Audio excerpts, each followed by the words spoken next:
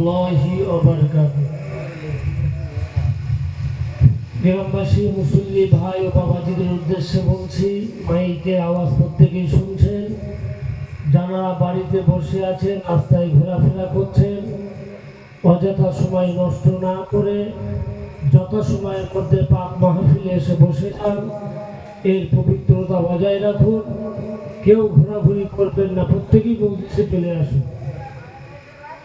أعوذ بالله من الشيطان الرجيم.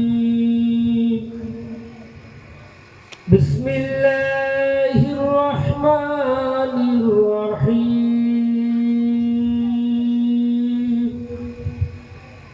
الحمد لله نحمده ونستعينه ونستغفره ونؤمن به ونتوكل عليه ونعوذ بالله من شرور أنفسنا ومن سيئات أعمالنا. من يهده الله فلا مضل له ومن يضلله فلا هادي له. ونشهد أن لا إله إلا الله وحده لا شريك له. ونشهد أن سيدنا وحبيبنا ومولانا محمدا صلى الله عليه وسلم عبده ورسوله الذي أرسله بالحق بشيرا ونذيرا وداعيا إلى الله بإذنه وسراجا منيرا. فقد قال الله تعالى في كلامه المجيد وفي الفرقان الحميد. بسم الله الرحمن الرحيم. يا أيها الذين آمنوا ادخلوا في السلم كافة ولا تتبعوا خطوات الشيطان إنه لكم عدو مبين. قال رسول الله صلى الله عليه وسلم: تركت فيكم أمرين لن تضلوا ما تمسكتم بهما كتاب الله وسنة ورسوله. وقال الله تعالى أيضا في كتابه مخبرا وآمرا: إن الله وملائكته يصلون على النبي يا أيها الذين آمنوا صلوا عليه وسلموا تسليما. اللهم صل على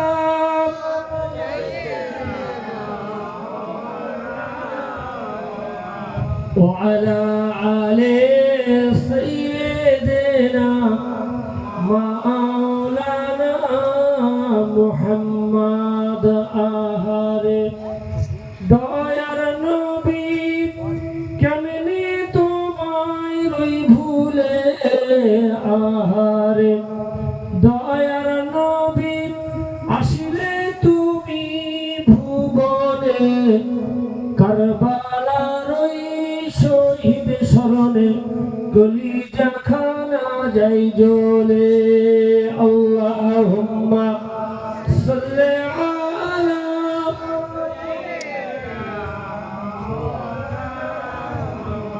ওয়া আলা আলি সাইয়্যিদিনা মাওলানা মুহাম্মদ। কোথায় আছো গো আর পরবী হাবিবি নবী পয়গম্বর? তোমারি বিহুনি এহনো জগত দিবস হইল অন্ধকার। আল্লাহুম্মা সাল্লি আলা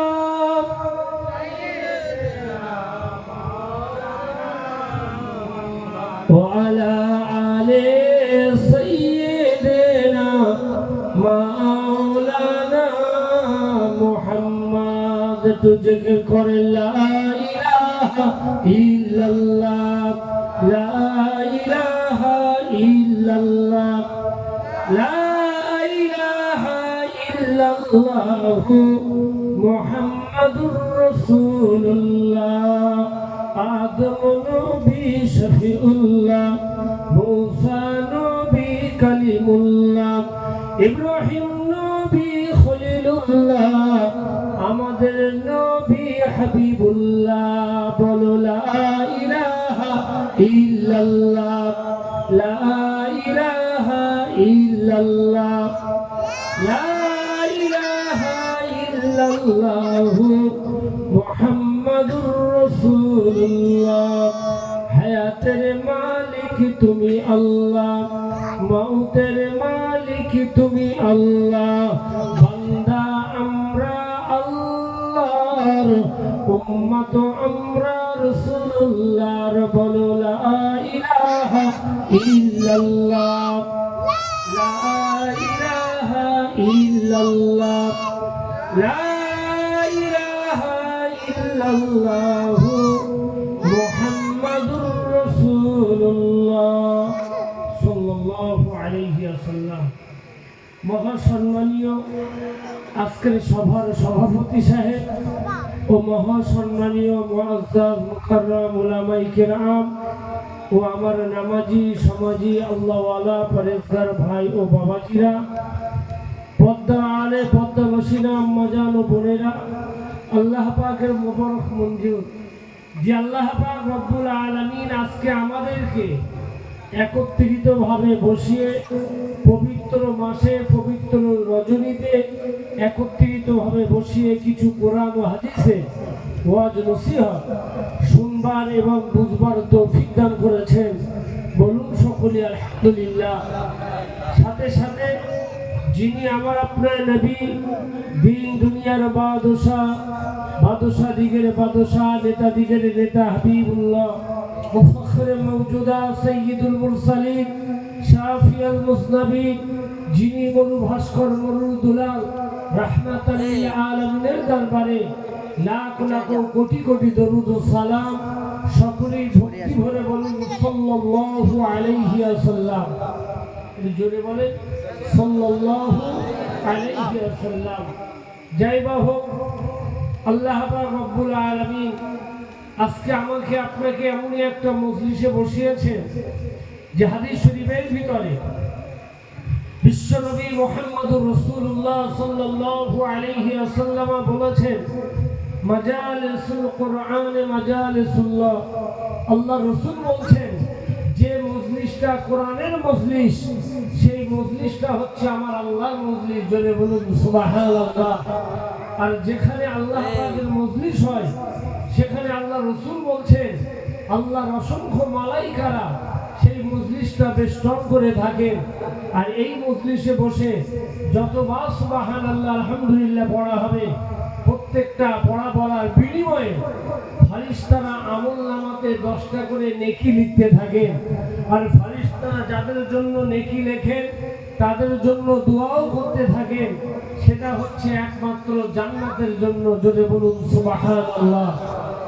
যাই বা হোক, আল্লাহ পাক রব্বুল আলামিন যে মজলিসে আমাকে আপনাকে বসিয়েছেন এর শান, এর বরকত, এর মর্তবা, এর মর্যাদা কত বেশি দান করেছেন। এই মজলিস যারা কায়েম করেছিলেন, যেমন আমাদের ভারতবর্ষের জমিনে এক বাড়িতে 3 জন মুহাদ্দিস, একজনের নাম ছিল হযরতে শাহ ওলিউল্লাহ মুহাদ্দিস দেহলভী রহমাতুল্লাহ আলাইহি, আরেকজনের নাম ছিল হযরতে আব্দুল হক মুহাদ্দিস দেহলভী রহমাতুল্লাহ আলাইহি, যিনি ভারতবর্ষ, বাংলাদেশ, শ্রীলঙ্কা, উপমহাদেশে সর্বপ্রথম হাদিসের 10 চালু করেছিলেন। এনার নাম ছিল আব্দুল হক মুহাদ্দিস দেহলভী রহমাতুল্লাহ আলাইহি। আরেকজনের নাম ছিল হযরতে আব্দুর রহিম মুহাদ্দিস দেহলভী রহমাতুল্লাহ আলাইহি। এক বাড়িতে 3 জন মুহাদ্দিস, এনারা ছিলেন পাক ভারতের আউলিয়া। এই শাহ ওলিউল্লাহ মুহাদ্দিস দেহলভী রহমাতুল্লাহ আলাইহি তিনি কি করতেন, প্রতি বছরে নিজের বাড়িতে 2 বার করে মিলাদ শরীফ কায়েম করতেন। আশরাফ আলী থানভী রহমতুল্লাহ আলাইহি বেহেশতি জিওয়ারের ভিতরে লিখেছেন, ভাই সপ্তাহে নাই, মাসে নাই, বছরে একবার দোকানের জন্য, বরকতের জন্য, বাড়ির বালা মুসিবতের জন্য, গ্রামের বালা মুসিবতের জন্য এরকম মজলিস কায়েম করা হচ্ছে সুন্নাতে রাসূল। জোরে বলুন সুবহানাল্লাহ। তো এই শাহ ওলিউল্লাহ মুহাদ্দিস দেহলভী রহমাতুল্লাহ আলাইহি ওনার বাড়িতে উনি দুবার করে মিলাদ শরীফ কায়েম করতেন। একটা তারিখ ছিল মুহররম মাসের 10 তারিখ, আর একটা তারিখ ছিল রবিউল আউয়ালের 12 তারিখ, মানে আজকের দিন। মুহররম মাসের 10 তারিখ আজকে তো নাকি? এই তারিখে এই রাতে শাহ ওলিউল্লাহ মুহাদ্দিস দেহলভী রহমাতুল্লাহ আলাইহি আপনার কিনা মুহররম মাসের 10 তারিখের ডেটটা নিয়ে প্রত্যেকটা ভক্তের বাড়ি, শ্রোতাদের বাড়িতে দাওয়াত দিয়ে আসলেন যে মুহররম মাসের 10 তারিখে আমার বাড়িতে বাদ মাগরিব জিকিরের মজলিস থেকে শুরু করে বিশ্বনবীর জন্ম বৃত্তান্ত নিয়ে আলোচনা, মিলাদ শরীফের শেষে উনি তাবারুকের ব্যবস্থা করতেন প্রতি বছরেই। তো এখন এক বছরে হুজুরের সংসারে খুবই অভাব, কিন্তু এদিকে দাওয়াত দিয়ে ফেলেছেন।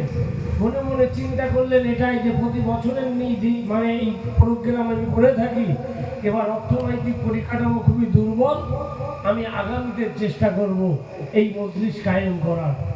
তো যারা ভালো কাজ করেন, নির্ধারিত ডেট যখন কাছাকাছি এসে গেল, মুহাদ্দিস সাহেবের মনটা খারাপ হয়ে গেল, না আমি মিলাদ শরীফ কায়েম করব। তবে মিলাদের শেষে তাবারুক হিসাবে আলাও পোলাও কিছু না করতে পারলেও শুকনো ছোলা ভিজিয়ে প্রতিটা ভক্তের হাতে, শ্রোতাদের হাতে আমি বর্তন করে দিই। শুকনো ছোলা খুব ভালো করে বুঝুন। এখন সেই মুহররম মাসের 10 তারিখ রাতের বেলা শাহ ওলিউল্লাহ মুহাদ্দিস দেহলভী রহমাতুল্লাহ আলাইহির বাড়িতে সমস্ত ভক্ত মুরিদরা হাজির হয়ে গেলেন। বাদ মাগরিব হুজুর কি করলেন? জিকিরের মজলিস শুরু করে দিলেন। হাদিস শরীফের ভিতরে আল্লাহর নবী বলেছেন, আফযলুল ইবাদাতে ইবাদাতুস সালাত, ইবাদতের ভিতরে সবচেয়ে বড় ইবাদত হচ্ছে নামাজ। আফযলুত তিলাওয়াতে তিলাওয়াতুল কোরআন, তিলাওয়াতের ভিতরে সবচেয়ে বড় ইবাদত কোরআন তেলাওয়াত করা। আফযলুল যিকরি লা ইলাহা ইল্লাল্লাহ, জিকিরের ভিতরে সবচেয়ে বড় জিকির হচ্ছে লা ইলাহা ইল্লাল্লাহ মুহাম্মাদুর রাসূলুল্লাহ। জোরে বলুন সুবহানাল্লাহ। জোরে বলবেন না সুবহানাল্লাহ? সুবহানাল্লাহ। বাবাজি এখানে জোরে সুবহানাল্লাহ বলার কারণ কি জানেন? আল্লাহ সাক্ষী, এই জমিন কিয়ামতের ময়দানে সাক্ষী দেবে আল্লাহর কাছে। যে মানুষটা জমিনের উপরে ভালো কাজ করবে, মন্দ কাজ করবে, তার সাক্ষী সেই জমিন কিয়ামতের দিন আল্লাহকে দেবে। জোরে বলবেন না সুবহানাল্লাহ? সুবহানাল্লাহ। পার্টির মিটিং মিছিল হলি ওখানে আমরা জোরে জোরে স্লোগান দেই, ওখানে স্লোগান দিয়ে যদি কোনো মানুষ মরে যায় জাহান্নামে যাওয়ার তার একটা ওসিলা হয়ে যাবে, আর এখানে যদি স্লোগান দিয়ে মানুষ মরে যায় জান্নাতে যাওয়ার ওসিলা হয়ে যাবে। জোরে বলুন সুবহানাল্লাহ। এই মজলিস কত বড় উত্তম মজলিস, যে মজলিসে যদি আপনি ইন্তেকাল করেন জান্নাতের সার্টিফিকেট দুনিয়ায় পেয়ে গেলেন, বিনা হিসেবে আপনি জান্নাত পেয়ে গেলেন। কথাটা বুঝতে পারছেন? এবারে আসেন শাহ ওলিউল্লাহ মুহাদ্দিস দেহলভী রহমাতুল্লাহ আলাইহি মুহররমের 10 তারিখ রাতের বেলা জিকিরের মজলিস শুরু করে দিলেন। জিকির হয়ে গেল, এবারে বিশ্বনবীর জন্ম বৃত্তান্ত নিয়ে আলোচনা শুরু করে দিলেন। প্রয়োজনীয় সময় পর্যন্ত আলোচনা শেষ হয়ে গেল। এবার হুজুর কি করলেন? সেই শুকনো ছোলা নিজে হাতে করে প্রতিটা শ্রোতাদের হাতে, ভক্তদের হাতে বন্টন করে দিলেন। সেই ছোলাটা নিয়ে যা সে বাড়িতে চলে গেল। মুহাদ্দিস সাহেব ঘরের ভিতরে চলে গেলেন, তাহাজ্জুদের নামাজ পড়ে রাতের বেলা বিছানায় শয়ন করলেন। হঠাৎ করে ওনার ভিতরে একটা তন্ত্রা ভাব চলে এলো। ওই তন্ত্রা ভাবের ভিতরে দেখছেন আল্লাহর নবী ওনার বাড়িতে হাজির হয়ে গেলেন। জোরে বলুন সুবহানাল্লাহ। বুখারী শরীফের হাদিস, ভালো করে শুনবেন, খুব গুরুত্বপূর্ণ আলোচনা। বুখারী শরীফের হাদিস, আল্লাহর নবী বললেন কি? قال النبي صلى الله عليه وسلم من رآني في المنام فقد رآني فإن الشيطان لا يتمثل في الصورة। আল্লাহর নবী বলছেন, যে ব্যক্তি ঘুমের ভিতরে, স্বপ্নের ভিতরে আমি নবী মুহাম্মদুর রাসূলুল্লাহ সাল্লাল্লাহু আলাইহি ওয়াসাল্লাম আমাকে দেখলো, সে সত্যি সত্যিকারে আমাকে দেখলো, কেননা ইবলিস শয়তান আমি রাসূলুল্লাহ আমার সুরাত ধারণ করতে পারে না। আরেকবার জোরে বলুন সুবহানাল্লাহ। এই বক্সটা একটু ঘুরিয়ে দাও তো, বড্ড কানে লাগছে। এই বক্সটা একটু ভালো করে বলিয়ে। উনি দেখছেন আল্লাহর নবী ওনার বাড়িতে হাজির হয়ে গেলেন, খুব ভালো করে বুঝুন। ওই সময় মুহাদ্দিস সাহেব লক্ষ্য করে বলছেন, আসসালাতু ওয়াসসালামু আলাইকা ইয়া রাসূলুল্লাহ, আসসালাতু ওয়াসসালামু আলাইকা ইয়া হাবিবাল্লাহ। এবারে উনি লক্ষ্য করে দেখলেন আল্লাহর নবী ওই শুকনো ছোলা দাঁতের ফাঁকে দিয়ে চিবিয়ে চিবিয়ে খাচ্ছেন। জোরে বলুন সুবহানাল্লাহ। সেই রাতটা ছিল এই মুহররম মাসের 10 তারিখের রাত। আল্লাহর নবী যখন ওই শুকনো ছোলা দাঁতের ফাঁকে দিয়ে চিবিয়ে চিবিয়ে খাচ্ছেন, মুহাদ্দিস সাহেব জিজ্ঞাসা করছে, রাসূলুল্লাহ ইয়া হাবিবাল্লাহ, হুজুর ওই শুকনো ছোলা আপনি কোথায় পেয়েছেন, কে আপনাকে দিয়েছে? আল্লাহর নবী বললেন, ও মুহাদ্দিস সাহেব, আপনি না বাড়িতে মিলাদ শরীফ কায়েম করেছিলেন, আর ওই মিলাদের শেষে তাবারুক হিসাবে শুকনো ছোলা নিজে হাতে করে বন্টন করেছিলেন।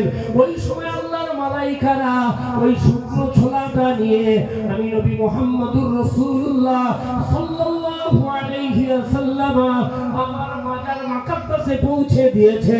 একবার জোরে বলুন সুবহানাল্লাহ। এই মিলাদ শরীফের বাবরকতে এরকম মুখলিসে আল্লাহ পাক রব্বুল আলামিন বিশ্ব নবীকে রূহানি হালতে পাঠিয়ে দিয়ে থাকেন। বলুন সুবহানাল্লাহ। এবারে আসে এই মুহররম মাসের 10 তারিখে কত ফজিলত আমার আল্লাহ দান করেছে। আল্লাহ পাক রব্বুল আলামিন এই 10 তারিখে গোটা পৃথিবীটা সৃষ্টি করেছে। গোটা বিশ্বটা কুন ফায়াকুনের ভিতরে আল্লাহ পাক সৃষ্টি করলেন। আর কোরআন শরীফে আল্লাহ বললেন, কুল্লু মান আলাইহা ফানি ওয়া ইয়াবকা ওয়াজহু রাব্বিকা যুল জালালি ওয়াল ইকরাম।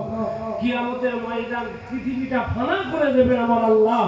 সেটা হবে মুহররম মাসের 10 তারিখ শুক্রবার।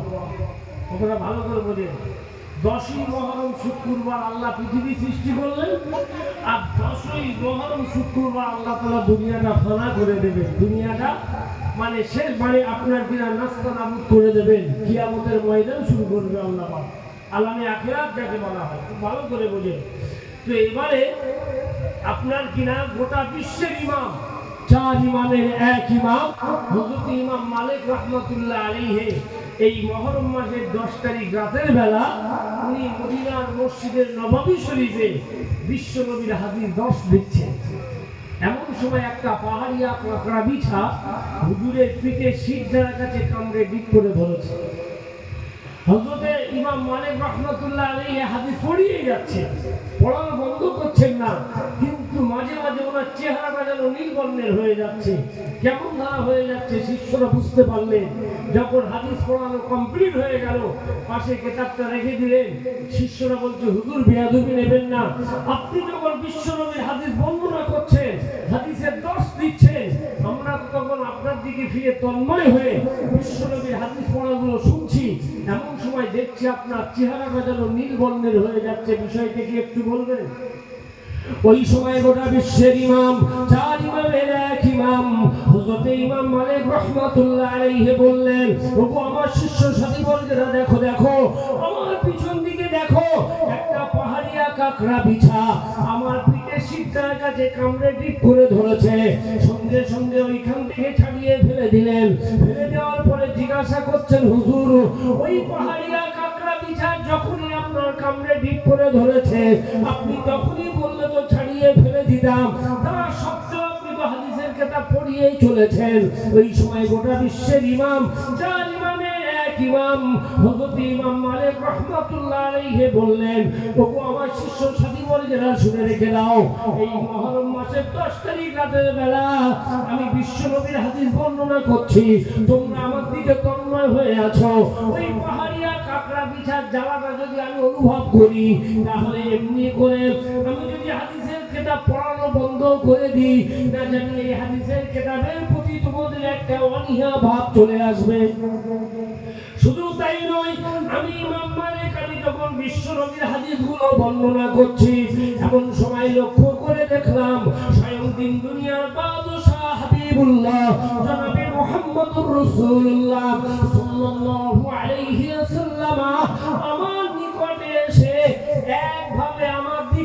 তাকিয়ে আছেন, জোরে বলুন সুবহানাল্লাহ। আমি ইমাম মালিক, আমি আমার জানার অনুভব না করে আমি সবর ইখতিয়ারের সঙ্গে বিশ্বনবীর হাদিস পড়ানোর ভিতরে এত মজা পাচ্ছিলাম। শুধু তাই নয়, আমার রাসূল আমার দিকে ফিরে আছেন। শুধু আমি যদি ওই সময় হাদিসের কিতাব পড়ানো বন্ধ করে দিই, না জানি আমার রাসূল মুখটা ফিরিয়ে চলে যাবেন।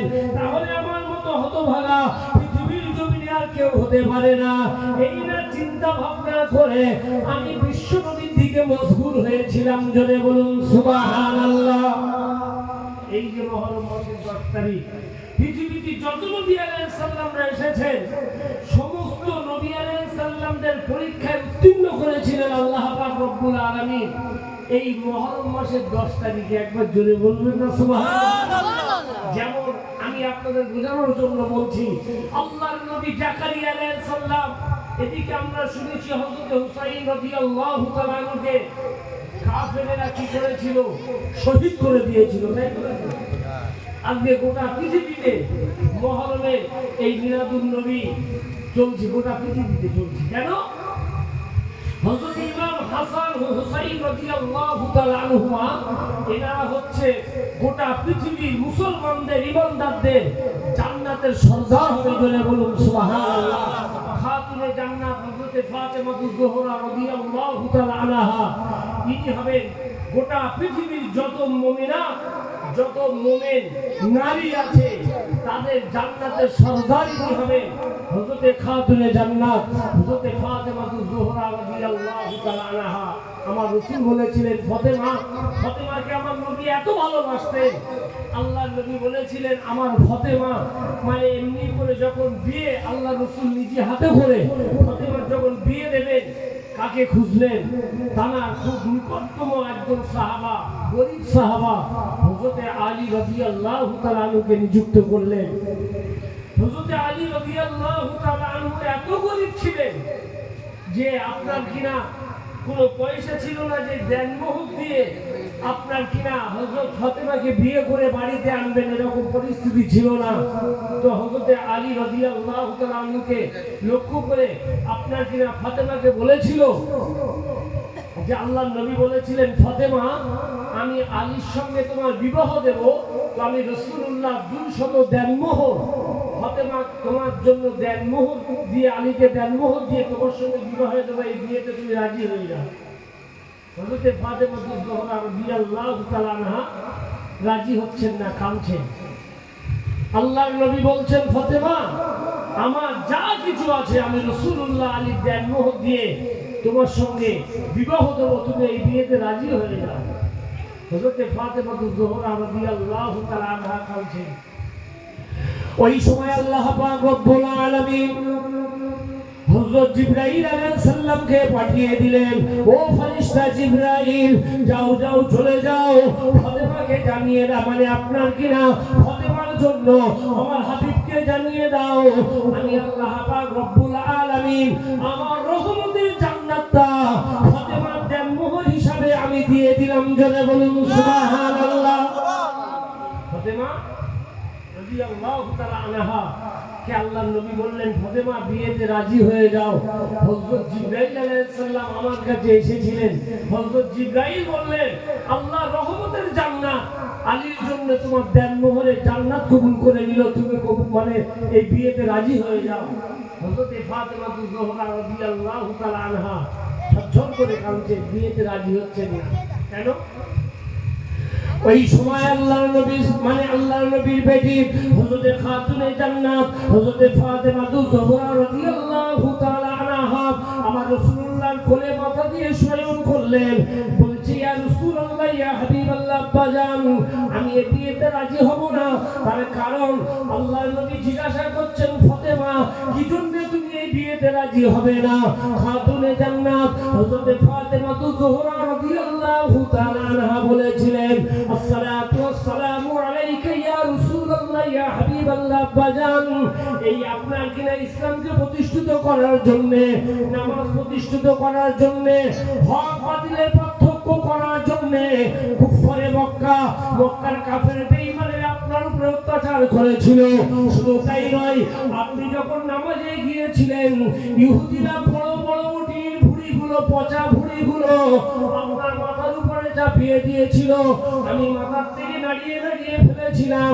আপনি আমাকে বলেছিলেন, ফাতেমা খবরদার তুমি জনগণের অভিশাপ করবে না, তুমি নবীর বেটি, তোমার দোয়া কিন্তু আল্লাহর দরবারে কবুল হয়ে যাবে। আপনি হেদায়েতের জন্য দোয়া চেয়েছিলেন। আপনার কোটি কোটি গুনাহগার উম্মতি মুহাম্মাদীদের বিনা হিসাবে জান্নাতে দিতে হবে। ওটাই হবে আমার দেনমোহর। জোরে বলুন সুবহানাল্লাহ। অনেক ইতিহাস ভালো করে বোঝেন। হযরত ফাতেমা জোহরা রাদিয়াল্লাহু তাআলা আনহা ঘরের ভিতরে আছেন, আম্মা জান আয়েশা সিদ্দিকা রাদিয়াল্লাহু তাআলা আনহা ঘরের ভিতরে আছেন। হযরত আজরাইল আলাইহিস সালাম, আমি আপনাদের বোঝানোর জন্য বলছি, দরজায় ঘা দিলেন। যেই না ঘা দিলেন, দরজা জানলা ঘরটা জমিনটা থরথর করে কেঁপে উঠল। বিশ্বনবী বুঝতে পারলেন।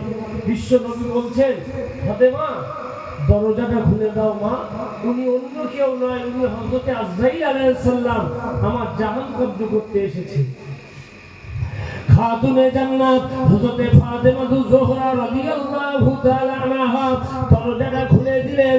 দরজাটা খুলে দেওয়ার সাথে সাথে হযরত আজরাইল আলাইহিস সালাম গৃহের ভিতরে প্রবেশ করলেন। আমার রাসূলকে সালাম দিয়ে আমার নবীর পাশে বসে গেলেন। আমার আল্লাহ বলে দিলেন, ও ফেরেশতা আজরাইল, খবরদার খবরদার তুমি আমার হাবিবের কাছে যাবে। আমার হাবিবের সঙ্গে যেন কোনো রকম বেয়াদবি না হয়, কেননা আমি আল্লাহ পাক রব্বুল আলামিন, আমি যদি আমার হাবিবকে না সৃষ্টি করতাম, আমি আজরাইলকেও আমি আল্লাহ বানাতাম না। জোরে বলুন সুবহানাল্লাহ। খবরদার, আমার হাবিব যদি আসতে চাই আমার কাছে আসবে, আর যদি দুনিয়াতে থাকতে চায় আমার হাবিব থাকবে। কোন রকম যেন বেয়াদবি ত্রুটি যেন আমার হাবিবের সঙ্গে না হয়। ঘরের ভিতরে প্রবেশ করে পাশে বসলেন হযরত ফাতেমা জোহরা রাদিয়াল্লাহু তাআলা আনহা।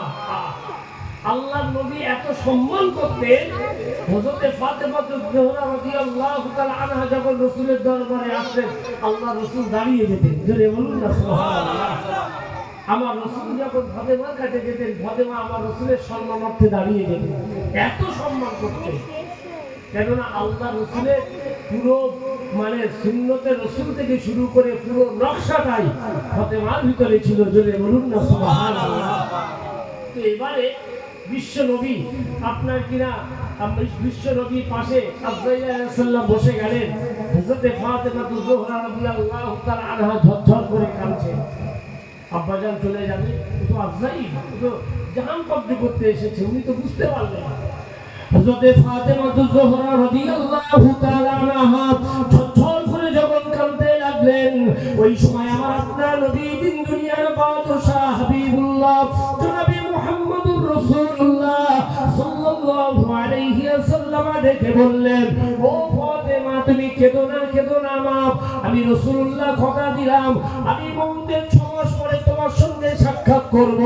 তুমি দুনিয়ার জমিনে এমনি করে সেহরি করবে, আমি রাসূলুল্লাহ জান্নাতের ভিতরে এক দস্তরখানায় তোমার সঙ্গে ইফতার করব। জোরে বলুন সুবহানাল্লাহ।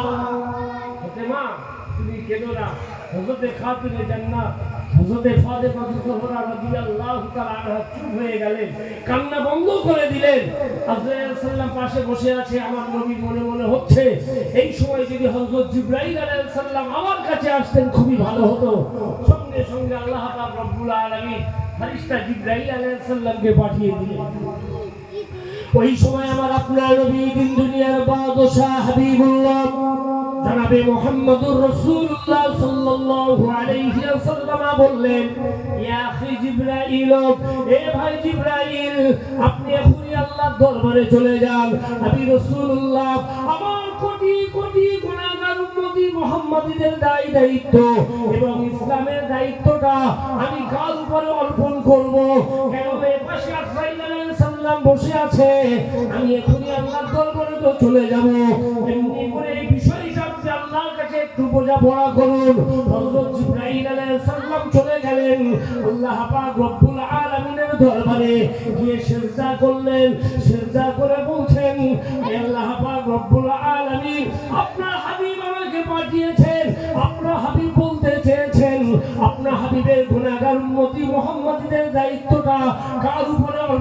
করা হবে। শুধু তাই নয়, এত বড় ইসলামের দায়িত্বটা কার উপরে অর্পণ করবে আপনার হাবিব জানতে চেয়েছে। ওই সময় আল্লাহ পাক রব্বুল আলামিন বলে দিলেন, ও ফেরেশতা জিবরাইল, আপনি আমার হাবিবকে জানিয়ে দিন, আমার হাবিবের গুনাহগার উম্মতি মুহাম্মাদীদের দায়িত্বটা আমি আল্লাহ আমার কুদরতি হস্তে উঠিয়ে নিলাম। শুধু তাই নয়, এত বড় ইসলামের দায়িত্বটা আমি আল্লাহ নিজের কুদরতি হস্তে তুলে নিলাম। কেননা আল্লাহ কোরআন শরীফের ভিতরে বলেছেন, ইন্নাদ্দীনা ইনদাল্লাহিল ইসলাম, একমাত্র মনোনীত ধর্ম হচ্ছে আমার ইসলাম। ইসলাম ছাড়া কোনো ধর্ম আমার কাছে অ্যাকসেপ্ট হবে না। আল্লাহ পাকের কুদরতি হস্তে গোটা পৃথিবীতে যত বেঈমান কাফেররা, ইহুদি নাসারারা ইসলামের উপরে অভিযান চালাক না কেন, ইসলামের হেফাজতকারী স্বয়ং আমার আল্লাহ। জোরে বলুন সুবহানাল্লাহ। শুধু তাই নয়, গোটা পৃথিবীতে যত ধর্ম এসেছে, মানে আপনার ৪,৫০০ ধর্মগ্রন্থ, এই ৪,৫০০ ধর্মগ্রন্থের ভিতরে এই তোমাদের কথা, ইসলামের কথা বলা হয়েছে।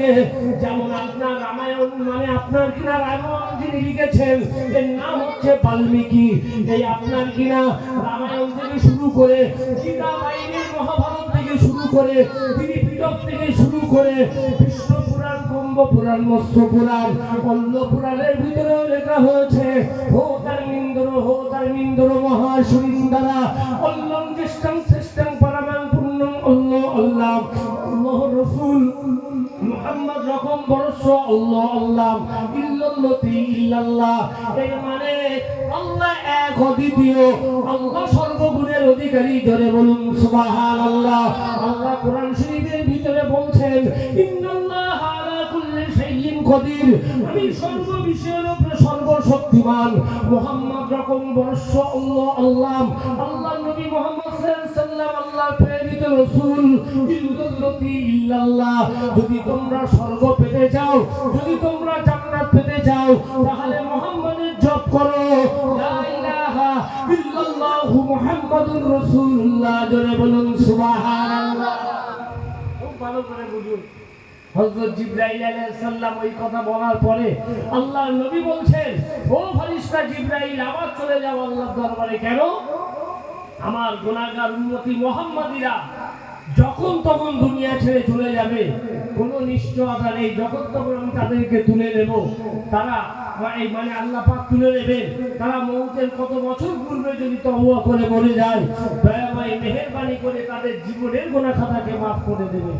যে মানুষটা তওবা করে ফিরে আসে, সেই কাজ যদি আর না করে, আল্লাহ পাক তার তামাম জীবনের গুনাহ খাতাকে মাফ করে দেবেন। জোরে বলুন সুবহানাল্লাহ। তো এবারে হযরত জিবরাইল আলাইহিস সালামকে পাঠিয়ে দিলেন আল্লাহর দরবারে। হযরত জিবরাইল আলাইহিস সালাম বিশ্বনবীর দরবার থেকে মহান রব্বুল আলামিনের দরবারে চলে গেলেন। গিয়ে সিজদা করলেন। সিজদা করে বলছেন, হে আল্লাহ পাক রব্বুল আলামিন, আপনার হাবিব আমাকে আবার পাঠিয়েছেন। আপনার হাবিব বলতে চেয়েছেন, আপনার হাবিবের উম্মতি মুহাম্মাদীরা গুনাহগার। তারা মওতের কত বছর পূর্বে যদি তওবা করে মরে যায়, আপনি দয়াময় মেহেরবানি করে তাদের জীবনের গুনাহ খাতাকে মাফ করে দেবেন। এই কথা বলার সাথে সাথে খালি চিন্তা করে, বিশ্ব নবী দুনিয়াতে আসার সাথে সাথে ঠোঁটটা বিড়বিড় করছে। আল্লাহ হযরতে আমিনা বর্ণনা করছে, আমি কানটা লাগিয়ে দিলাম, ওই ঠোঁটের ভিতর থেকে একটা আওয়াজ ভেসে আসছে, লা ইলাহা ইল্লাল্লাহ ইন্নী আনা রাসূলুল্লাহ, লা ইলাহা ইল্লাল্লাহ, আল্লাহ ছাড়া কোনো মাবুদ নেই, ইন্নী আনা রাসূলুল্লাহ, আমি হচ্ছে তোমাদের রাসূল। দ্বিতীয়বার আমার ঠোঁটটা বিড়বিড় করছে। আমি আমিনা আবার যখন কানটা লাগিয়ে দিলাম, ওই ঠোঁটের ভিতর থেকে একটা আওয়াজ ভেসে আসছে, ইয়া রাব্বি হাবলি উম্মতি, ইয়া রাব্বি হাবলি উম্মতি। হে আল্লাহ পাক রব্বুল আলামিন, একটিবারের জন্য আপনি আমাকে জানিয়ে দিন, আমার গুনাহগার উম্মতি মুহাম্মাদীদের উপায় কি হবে। জোরে বলুন সুবহানাল্লাহ। আমার নবী উম্মতের দরদি ছিলেন, আর আমরা সেই নবী ভালোবাসি নে, সেই রাসূলের সুন্নাত মোতাবেক আমরা চলি নে। খুব ভালো করে বুঝুন। এবারে বিশ্বনবী মুহাম্মদুর রাসূলুল্লাহ সাল্লাল্লাহু আলাইহি ওয়াসাল্লামকে আমার জিবরাইল বলে দিলেন, আল্লাহ বলে দিলেন জিবরাইল যাও, চলে যাও আমার হাবিবের দরবারে, আমার হাবিবকে জানিয়ে দাও আমার হাবিবের গুনাহগার উম্মতি মুহাম্মদীরা যদি মওতের 1 বছর পূর্বে তওবা করে মরে যায়, কিংবা মওতের 6 মাস পূর্বে, 1 মাস পূর্বে, 1 সপ্তাহ পূর্বে, 1 দিন পূর্বে যদি মওত শুরু হয়ে যায়, সিদ্ধাতুল মাউত, সাকরাতুল মাউত যদি আরম্ভ হয়ে যায়, জাহান্নামী যদি শুরু হয়ে যায়, গলার হুলকুম পর্যন্ত যদি জাহান চলে আসে, তখন যদি ইশারা ইঙ্গিতে তওবা করে, আমি আল্লাহ পাক রব্বুল আলামিন দয়াময় মেহেরবানি করে তাদের জীবনের গুনাহ খাতা মাফ করে দেব। জোরে বলুন সুবহানাল্লাহ। মুসলমান যারা তারা জান্নাতি হবেই হবে, কথা বুঝতে পারেননি? আর জাহান্নামটা হারাম কাদের জন্য? আমার আল্লাহ কোরআন শরীফে বললেন, ইন্নাল্লাযীনা কাফারু মিন আহলিল কিতাবি ওয়াল মুশরিকিনা ফী নারি জাহান্নাম খালিদিনা ফীহা আবাদা। নিশ্চয়ই যারা আহলে কিতাবধারী, যারা মুশরিক, যারা আপনার কিনা বহু ঈশ্বরবাদী, যারা আপনার কিনা মুশরিক আহলে কিতাবধারী, এরা জাহান্নামীদের অধিবাসী, চিরস্থায়ীর জন্য তারা জাহান্নামী থাকবে, তাদের কোনো মুক্তি হবে না। খুব ভালো করে বুঝুন। আল্লাহ পাক দুটো জিনিসটা ভাগ করে দিলেন, একটা হচ্ছে হিজবুল্লাহ আর একটা হচ্ছে হিজবুশ শয়তান। যে কোরআন পাকের আয়াতটা আমি আপনাদের সামনে পড়েছি, আমার আল্লাহ পাক রব্বুল আলামিন বললেন, ইয়া আইয়ুহাল্লাযীনা আমানু দুখুলু ফিস-সিলমি কাফা ওয়া লা তাত্তাবিউ খুতুওয়াতিশ শাইতান ইন্নাহু লাকুম আদুউম মুবিন। আমার আল্লাহ পাক রব্বুল আলামিন বলেন, হে জগতের ইমানদার মুসলমানেরা শুনে রেখে দাও, তোমরা আজাদি নয়, পুরোপুরি ভাবে ইসলামের ভিতরে দাখিল হয়ে যাও। ওয়া লা তাত্তাবিউ খুতুওয়াতিশ শয়তান, তোমরা যেন শয়তানের তাবেদারি করো না। ইন্নাহু লাকুম আদুউম মুবিন, নিশ্চয়ই শয়তান হচ্ছে মুমিনের শত্রু ও দুশমন। ভাই শয়তান আমাদের বন্ধু না দুশমন? জোরে বলেন দুশমন। দুশমন। শয়তানের ছবি দেখেছেন? কি আশ্চর্য, দেখেননি? দেখবেন কি বাবাজি, শয়তান আমাদের চরম দুশমন। আমি আপনাদের জিজ্ঞাসা করছি, শয়তানকে আপনারা চোখে দেখবেন? বলছে না। কি আশ্চর্য, সত্যি সত্যি দেখেননি আপনারা? দেখেননি, আমিও দেখি। শোনেন, এই পৃথিবীতে এই শয়তান হচ্ছে 2 প্রকার। ক প্রকার? 2 প্রকার। এক প্রকারের শয়তান হচ্ছে জাতিত ইবলিস। যদি কোনো মুসলমান শয়তানের চক্রান্তে পড়ে যায়, লা হাওলা ওয়ালা কুওয়াতা ইল্লা বিল্লাহিল আলিয়্যিল আযীম, আউযু বিল্লাহি মিনাশ শাইতানির রাজীম বললে শয়তান তবা হয়ে যায়। আপনারা ভালো করে বোঝেন। আরেকটা শয়তান আছে, এই শয়তানটা যতই লা হাওলা করে জীবনেও যাবে না। এই শয়তানটা প্রত্যেকটা মানুষের ভিতরে লুকায়িত আছে। এটাকে বলা হয় নফসের শয়তান। পৃথিবীতে যারা এই নফসের শয়তানের সঙ্গে লড়াই করে, ইবলিস শয়তানের সঙ্গে লড়াই করে জয় লাভ করেছে, তারা আল্লাহ হাসিল করেছেন, তারা নবী হাসিল করেছেন। জোরে বলুন সুবহানাল্লাহ। খুব ভালো করে বোঝেন।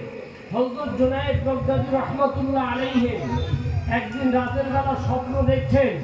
সেই রাতটা ছিল মুহররম মাসের 10 তারিখ। রাতের বেলা স্বপ্ন দেখছেন যে আল্লাহর জমিন ভেদ করে একটা ইঁদুরের বাচ্চার আকৃতি নিয়ে একটা জানোয়ার আল্লাহর জমিনের উপরে ঘোরাফেরা করছে। হযরত জুনায়েদ বাগদাদী রাহমাতুল্লাহ আলাইহি ওই মুহররম মাসের রাতের 10 তারিখে রাতের বেলা উনি আপনার কিনা স্বপ্নটা দেখছেন যে আপনার কিনা একটা জমিন ভেদ করে ইঁদুরের বাচ্চার আকৃতি নিয়ে একটা জানোয়ার আল্লাহর জমিনের উপরে ঘোরাফেরা করছেন। উনি অবাক হয়ে গেলেন।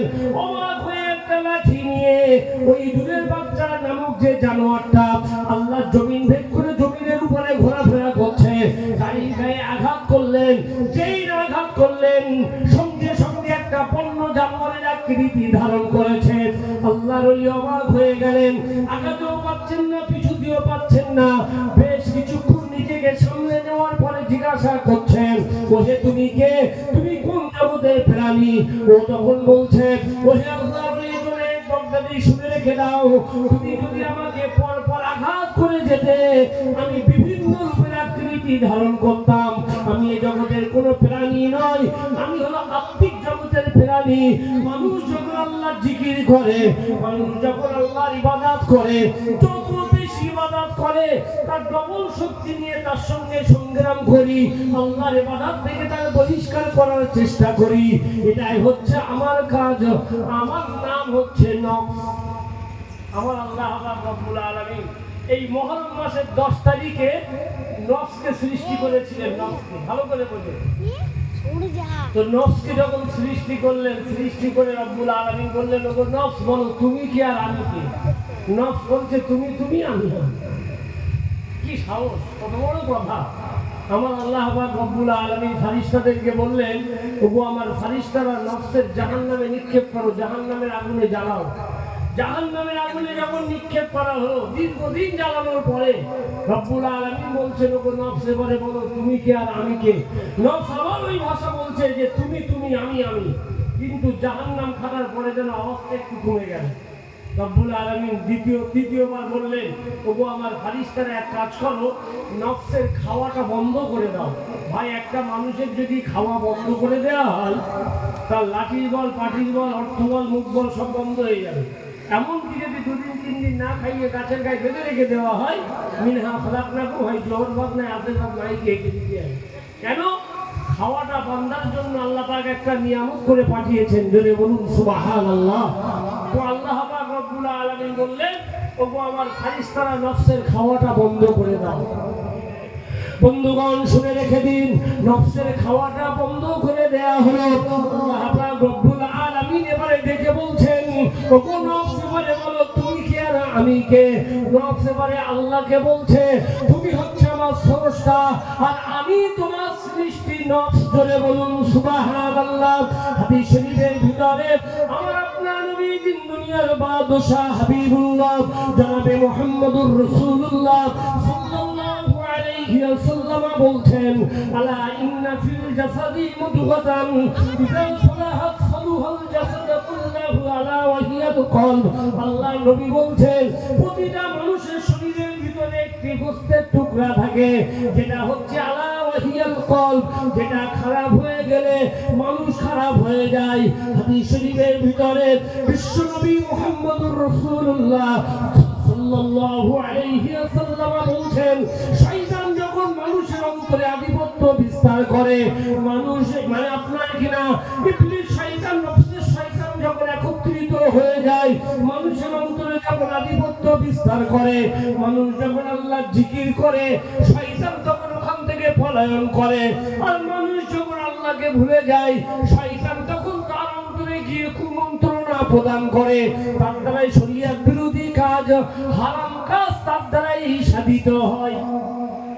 কথাটা ভালো করে বলে, এখন বিশ্বনবী মুহাম্মদুর রাসূলুল্লাহ সাল্লাল্লাহু আলাইহি ওয়াসাল্লাম এই মুহররম মাসের 10 তারিখ সাহাবায়ে কিরামদেরকে নিয়ে জান্নাতুল বাকি নামক স্থানে রওনা হলেন। কোথায় কোথায়? কাছে বলছি বাবাজি, চা খাচ্ছেন, এদিকে খেয়াল লাগে।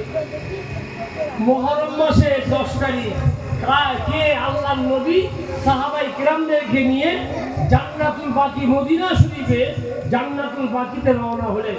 হঠাৎ করে একটা অলংকারের শব্দ, একটা জিনজিরের শব্দ আল্লাহর নবী সাহাবায়ে কিরামদের কানে ভেসে আসলো। সাহাবায়ে কেরামেরা বলছেন, আসসালাতু ওয়াসসালামু আলাইকা ইয়া রাসূলুল্লাহ, আসসালাতু ওয়াসসালামু আলাইকা ইয়া হাবিবাল্লাহ। হুজুর, এমন একটা আওয়াজ ভেসে আসছে। এই আওয়াজটা কিসের আওয়াজ? ওই সময় আমার আপনার নবী দিন দুনিয়ার বাদশা হাবিবুল্লাহ জনাবে মুহাম্মদুর রাসূলুল্লাহ সাল্লাল্লাহু আলাইহি ওয়াসাল্লাম বলেছিলেন, ওগো আমার সাহাবায়ে কেরামেরা, তোমরা যে আওয়াজটা শুনছো, ওই আওয়াজটা হচ্ছে দুনিয়ার বেশভূষায় সজ্জিত মুমিনের শত্রু ইবলিস শয়তানের আওয়াজ। ভাই, আমার কথা পরিষ্কার বুঝতে পারছেন তো? হ্যাঁ হ্যাঁ, একদম খবরদার, না হলে বলবে এই বক্স বন্ধ করে দেবে। তো এবারে আপনার কিনা আল্লাহর নবী বললেন ওটা ইবলিস শয়তানের আওয়াজ। সাহাবারা বললেন, হুজুর, শয়তান কেমন জিনিস আমরা একটু চোখে দেখতে চাই, আপনারা দেখেননি তো? আমিও দেখিনি। সাহাবারা বললেন, হুজুর, শয়তান আমরা একটু চোখে দেখবো। ওই সময় আমার আপনার নবী দিন দুনিয়ার বাদশাহ হাবিবুল্লাহ জনাবে মুহাম্মদুর রাসূলুল্লাহ সাল্লাল্লাহু আলাইহি ওয়াসাল্লাম বললেন, ওগো ইবলিস শয়তান তুমি কোথায় আছো? এখনই চলে এসো, আমার সাহাবায়ে কেরামদের চোখের সম্মুখে তুমি হাজির হয়ে যাও, না তো তুমি ক্ষতিগ্রস্ত হয়ে যাবে। বলার সাথে সাথে ইবলিস শয়তান একটা বৃদ্ধা মানুষের আকৃতি নিয়ে, এক চক্ষু বিশিষ্ট, চোখের দহির্ঘটা নাসিকার মতো, মাথায় একটা ক্যাপ, হাতে একটা ঘন্টা আর কোমরে একটা বেল্ট, আল্লাহর নবী এবং সাহাবায়ে কেরামদের চোখের সম্মুখে হাজির হয়ে আল্লাহর নবীকে লক্ষ্য করে ইবলিস শয়তান বলছে, আসসালামু আলাইকা ইয়া রাসূলুল্লাহ। কে সালাম করছে? শয়তান। কত বড় সাহস, আমার নবী সালাম করছে। আল্লাহর নবী সালামের কোনো জবাব দিলেন না। কেন? ইবলিস শয়তানের চক্রান্ত তো এটাই, রাসূলের কাছ থেকে যদি সালামের উত্তরটুকু নিতে পারি, কিয়ামতের ময়দানে একটা ঠিক রাস্তাতে রাস্তা আমি বার করে নেব। কথা বুঝতে পারছো? বিরাট বুদ্ধি ধরবে, তুই কত বুদ্ধি ধরবি। যে এবারে আল্লাহর নবী সালামের জবাব দিলেন না। কেন? যে সময় নবী মুসা আলাইহিস সালামের সঙ্গে আল্লাহ তাআলা তুর পর্বতে বার্তার বিনিময় হতো, কালাম হতো, মুসা আলাইহিস সালাম রাস্তা দিয়ে যাচ্ছেন, হঠাৎ করে ইবলিস শয়তানের সঙ্গে দেখা হয়ে গেল। ইবলিস শয়তান বলছে, ও আল্লাহর নবী মুসা, আল্লাহর সঙ্গে তো তোমার কথা হয়, আমার গুনাহটা মাফ হবে কিনা আল্লাহর সঙ্গে একটু আলোচনা করো তো। মুসা আলাইহিস সালাম যথারীতি তুর পর্বতে চলে গেলেন। আল্লাহর ধ্যানে, আল্লাহর সঙ্গে কথার বিনিময়ে, বার্তার বিনিময়ে মশগুল হয়ে শয়তানের কথা ভুলে গেলেন। আল্লাহ ডেকে বললেন, নবী মুসা, রাস্তায় আস্তে আস্তে তোমার যার সঙ্গে দেখা হয়েছিল ওকে জানিয়ে দিও, আদমের কবরকে কেন্দ্র করে নিয়ে যদি সিজদা করে আমি আল্লাহ জীবনের গুনাহ মাফ করে দেব। জোরে বলুন সুবহানাল্লাহ। আল্লাহর নবী মুসা আলাইহিস সালাম চলে আসলেন। কিছুদিন বাদে রাস্তা দিয়ে যাচ্ছেন, প্রতিমধ্যে শয়তানের সঙ্গে দেখা হয়ে গেল। শয়তান বলছো, আল্লাহর নবী মুসা, আমার কথাটা কি আপনি আল্লাহর সঙ্গে বলেছিলেন? বলছে, আমি ভুলে গিয়েছিলাম, আল্লাহ আমাকে ডেকে বললেন তুমি যদি আদমের কবরকে কেন্দ্র করে নিয়ে সিজদা করো আল্লাহ তোমার জীবনের গুনাহ মাফ করে দেবেন। আর বলার সাথে সাথে তেলে বেগুনির মতো জ্বলে উঠেছে। কেন? আরে আদম বেঁচে থাকতে তার কবর, মানে তাকে কেন্দ্র করে আল্লাহর কাছে সিজদা করিনি, আর ইন্তেকালের পরে তার কবরকে কেন্দ্র করে নিয়ে সিজদা করবো আমার দ্বারা অসম্ভব। আল্লাহ কোরআন শরীফের ভিতরে বললেন, আবা ওয়াস্তাকবারা ওয়া কানা মিনাল কাফিরিন। জোরে বলুন সুবহানাল্লাহ। এবারে আল্লাহর নবী বললেন যে এমনি করে ইবলিস শয়তান আপনার কিরা মানে দ্বিতীয়বার সালাম করছে। কি সালাম? সালামুল্লাহি আলাইহি, আল্লাহর শান্তি আপনার উপরে বর্ষিত হোক। আমার রাসূল বললেন, তুমি যেমনটি বলেছো অমনটি হোক। জোরে বলুন সুবহানাল্লাহ। এবারে আমার আপনার নবী দিন দুনিয়ার বাদশাহ হাবিবুল্লাহ জনাবে মুহাম্মদুর রাসূলুল্লাহ সাল্লাল্লাহু আলাইহি ওয়াসাল্লাম জান্নাতুল বাকিতে দাঁড়িয়ে দাঁড়িয়ে বলছে, ওগো ইবলিস শয়তান, এবারে বলো আজকে এই মুহররম মাসের 10 তারিখে তোমাকে আমি দেখেছি আর তুমি এই আওয়াজটা করেছো, আমার সাহাবায়ে কেরামেরা আছেন, এবারে তুমি বলো তোমার জীবনের সবথেকে চরম দুশমনকে। বলছি, ইয়া রাসূলুল্লাহ, ইয়া হাবিবাল্লাহ, আমার জীবনের সবচেয়ে চরম দুশমন হচ্ছে আপনি। আমার রাসূল বললেন, আলহামদুলিল্লাহ। সাহাবায়ে কেরামেরা অবাক হয়ে গেল, ইয়া রাসূলুল্লাহ, ইয়া হাবিবাল্লাহ, হুজুর শয়তান আপনাকে চরম দুশমন বলল। বলার সাথে সাথে আপনি আলহামদুলিল্লাহ পড়লেন কেন? আল্লাহর নবী বললেন, ও আমার সাহাবায়ে কেরামেরা, শুনে রেখে দাও, জেনে রেখে দাও, যে ব্যক্তি শয়তানের কাছে চরম দুশমন ওই ব্যক্তি আল্লাহর কাছে পরম প্রিয়। জোরে বলুন সুবহানাল্লাহ। ওই জন্য আমি আল্লাহ শুকর গুজার করেছি। আল্লাহর নবী বললেন, ওগো ইবলিস শয়তান, আমার সঙ্গে কেন তোমার এই শত্রুতা? বলছে, আপনি তো ইসলাম ধর্মটা প্রতিষ্ঠিত করেছেন একমাত্র আমার ক্ষতি সাধনের জন্য, ওই জন্য আপনার সঙ্গে আমার এই শত্রুতা। আল্লাহর নবী হাবিবুল্লাহ বিশ্ব নবী মুহাম্মদুর রাসূলুল্লাহ সাল্লাল্লাহু আলাইহি ওয়াসাল্লাম বললেন, ওগো ইবলিস শয়তান, বলো বলো আমার সাহাবায়ে কেরামদের সম্পর্কে তোমার কি কোনো ধারণা আছে? ইবলিস শয়তান বলছে, ইয়া রাসূলুল্লাহ, ইয়া হাবিবাল্লাহ, আপনার সাহাবা যেমন আবু বকর যেদিন থেকে ইসলাম কবুল করেছেন সেই দিন থেকে আজও পর্যন্ত কখনোই আমাকে স্মরণ করিনি। করে বলুন সুবহানাল্লাহ। আল্লাহর নবী বললেন, ও ইবলিস শয়তান, এবারে বলো আমার দ্বিতীয় সাহাবা, যাকে বলা হয় ইসলাম জগতের দ্বিতীয় খলিফা, আমিরুল মুমিনিন, খলিফাতুল মুসলিমিন, হযরত ওমর ফারুক রাদিয়াল্লাহু তাআলা আনহু, ওনার সম্পর্কে বললেন, ও ইবলিস শয়তান, বলো বলো আমার ওমর সম্পর্কে তোমার ধারণা কি? ভাই, কোন সুস্থ মানুষ যদি কারেন্টের তারে হাত দেয় তার অবস্থা কি হবে? তার শরীরে চাঙ্গা হবে না? মানে যেমন জিম টিম করলে ছেলেপিলেরা অনেক দেখবে, অনেকে জিম করে, সিনা ফিনা করে বেশ সুন্দর হয়, তা কারেন্টের তারে সুস্থ মানুষ হাত দিলে কি হবে? সুস্থ হবে তো? ঝাট করে ফেলে দেবে বিনা খারাপ যাবে। কি বাবাজি, 33,000 ভোল্টের হযরত ওমর ফারুক রাদিয়াল্লাহু তাআলা আনহুর নাম যেই করলো, সঙ্গে সঙ্গে আপনার কিনা চমকে গিয়েছে ইবলিস শয়তান, আর কাঁপছে ঠক ঠক করে ওমরের কথা যখন বললো। আল্লাহ নবী বললেন, কি ব্যাপার ওমর, তোমার কি হয়? ইবলিস শয়তান, তোমার কি হয়েছে? বলছে, ইয়া রাসূলুল্লাহ, ইয়া হাবিবাল্লাহ, আপনি কার কথা মুখ দিয়ে বললেন? দ্বিতীয়বার আপনি আর উল্লেখ করবেন না। আপনার ওমর যেদিন থেকে ইসলাম কবুল করেছেন, সেই দিন থেকে ওমর যে রাস্তা দিয়ে হেঁটে যায়, আমি সেই রাস্তায় হরতাল করে অন্য রাস্তা দিয়ে যাই। জোরে বলুন সুবহানাল্লাহ। শুধু তাই নয়, আপনার ওমর যখন ইসলাম কবুল করেছে, এমনি করে ওমরের জমানাতে 5 বকরি একখানে পানি খাওয়াতো। ওমর যখন ইসলাম কবুল করেছে, গোটা পৃথিবীতে কাফেরদের ধস নেমে গেল।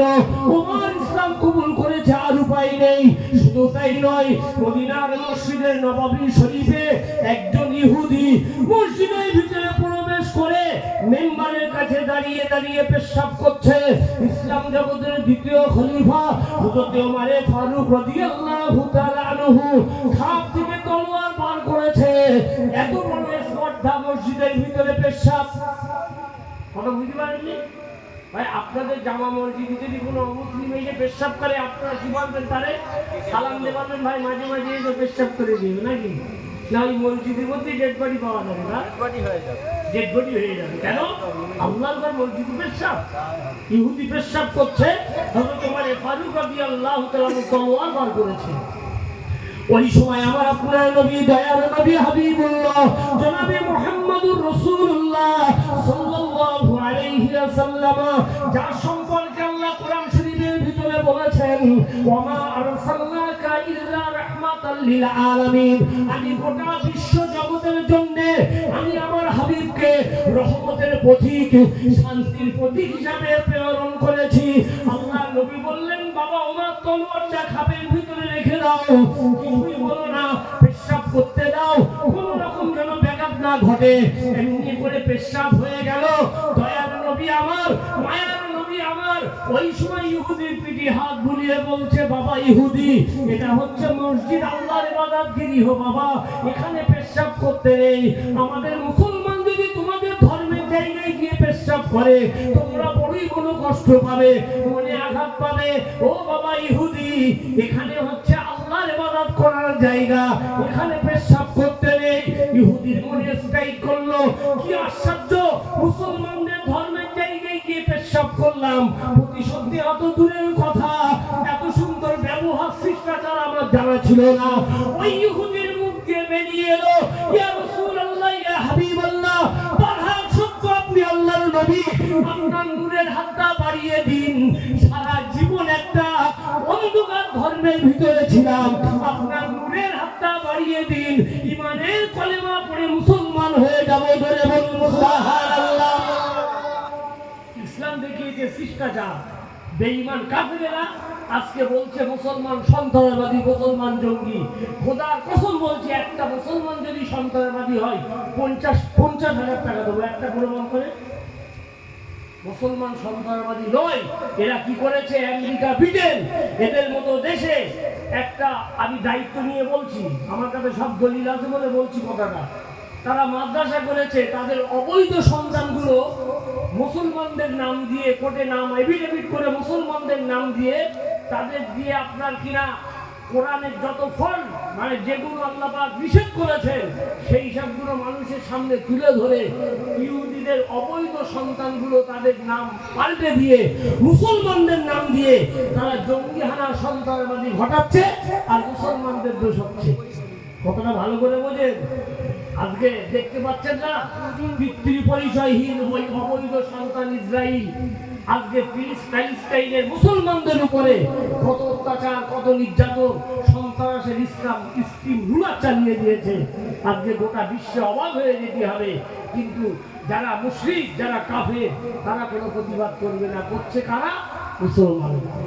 কেন? তাদের কোনো ব্যাপার নেই তো। ওনারা ভালো করে বোঝেন, ইসলাম বলেছে কোনো মানুষের মনে আঘাত দেওয়া যাবে না। হুকুকুল্লাহ, হুকুকুল ইবাদ, তুমি যদি কারোর মনে আঘাত দাও, তুমি যতই তাহাজ্জুদ পূজারী আল্লাহওয়ালা হাজী সাহেব, পীর সাহেব হও না কেন, তার কাছে গিয়ে তোমার ক্ষমা চেতে হবে, তাহলে আল্লাহ ক্ষমা করবে, না তো ক্ষমা হবে না। তাই একটা মানুষের মনে আঘাত দেওয়া যাবে না, কারোর জমি ভাগের রেকর্ড করা যাবে না, মিথ্যে কথা বলা যাবে না, ফেরেববাজি করা যাবে না। তাই ইসলাম এত সুন্দর, পবিত্র, পরিচ্ছন্ন ধর্ম, আর তুমি বলতে একটা মুসলমান সন্ত্রাসবাদী, লজ্জা করে না? একটা প্রমাণ করো। 2004 সালে আমাদের বসিরহাটে কলিকাতার মার্কিন তথ্য কেন্দ্রে হামলা হয়। আমি দায়িত্ব নিয়ে বলছি, আমাকে সব লেখা আছে। যখন কলকাতা মার্কিন তথ্য কেন্দ্রে হামলা হয়, জঙ্গি খুঁজে পাচ্ছে না, বুঝতে পেরেছে? স্বরূপনগর থানা, পিঠারি, বসিরহাটের পাশে দুটো মাওলানা সাহেব মানুষ, কি আল্লাহ, এখনো হায়াতে, তাদের কাছে পুলিশ গিয়ে, এক ভ্যান পুলিশ তার কাছে গিয়েছে, দুজন মাওলানা সাহেব, দুটো মোটরসাইকেল আছে, তাদের গিয়ে বলছে তোমাদের দুজনের একটু স্বরূপনগর থানায় দেখা করতে হবে। বিথারি স্বরূপনগর থানা, ভালো করে বোঝেন তো। এবারে বলছে তাহলে গাড়িতে যাই, বলছে না, আপনারা একটা হুজুর মানুষ, গাড়িতে কারা ওঠে? যারা চোর, ডাকাত, গুন্ডা, তারা ওঠে। আপনারা হুজুর মানুষ, দুজন দুটো মোটরসাইকেল নিয়ে আসেন, বিশেষ কিছু আলোচনা থানায় আছে। এইবারে দুজনা গেল, যাওয়ার পরে তাদের মোটরসাইকেল আর তাদের দুজনার পুরো সিসি ক্যামেরা করে ভালো করে ভিডিও করে নিল। ভিডিও করে আনন্দবাজারের ফার্স্ট পৃষ্ঠায় লিখলো যে দুটো জঙ্গি ধরা পড়েছে, কলকাতা মার্কিন তথ্য কেন্দ্রে হামলা করেছে। কত বড় বেঈমান মিডিয়া, বুঝতে পেরেছে? অবৈধ সন্তান না হলে এই কথা লেখে? এইসব তো জানে না মানুষ। আমার এলাকা বলে আমি বলছি, ওটা ভালো করে বলছেন। কিরকম মিডিয়াদের চক্কেরাম তো।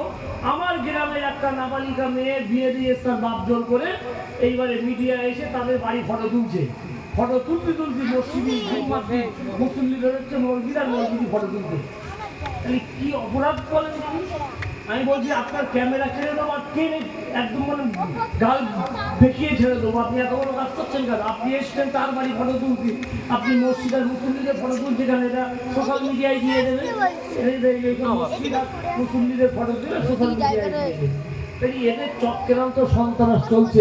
ইসলাম যদি সন্ত্রাস হবে, তাহলে হযরত ওমর ওকে ইহুদির মাসের টাকার মতো কেটে দিয়ে ওদের বিনাশ করে দিত গোটা পৃথিবীতে।